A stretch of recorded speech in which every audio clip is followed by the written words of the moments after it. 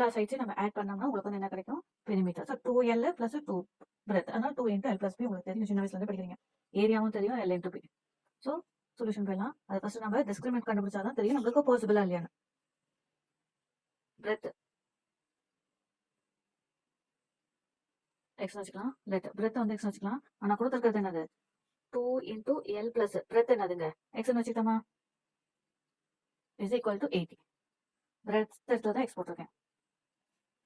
That is L + X is equal to 80/2 40. அப்ப எல்லோட value என்ன கிடைக்கும் உங்களுக்கு? 40 - X கிடைக்கும். இது ஃபர்ஸ்ட். ஆனா கொடுத்துருக்கிறது ஏரியா. ஸோ அப்போ அக்கார்டிங் டு கொஸ்டின் பிரகாரம் length × breadth is equal to 400. Length என்னது? 40 - X. பிரெத் என்னது? X is equal to 400. That is 40x - x² is equal to 400. உங்களுக்கு என்ன கிடைக்கும்? -x² + 40x - 400 is equal to 0. Minus remove பண்ணிடலாமா? Minus எல்லாம் plus ஆயிடும், plus எல்லாம் மைனஸ் ஆயிடும். x² - 40x + 400 is equal to 0. இப்போ இது எக்ஸ் வேல்யூ கண்டுபிடிக்க முடியுமா? பாசிபிளான பார்க்கறதுக்கு discriminant. That is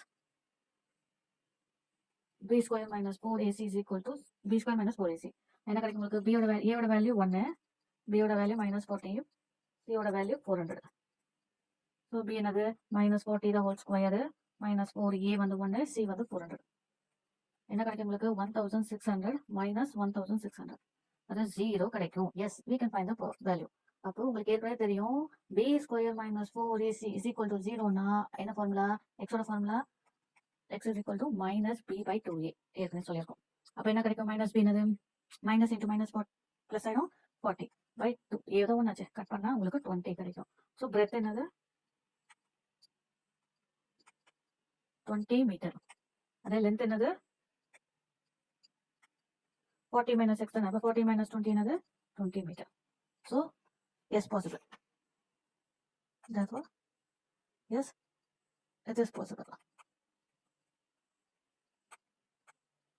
Possible to design a question என்ன இருக்கும் அப்படி இல்லைங்க. Design a rectangular park.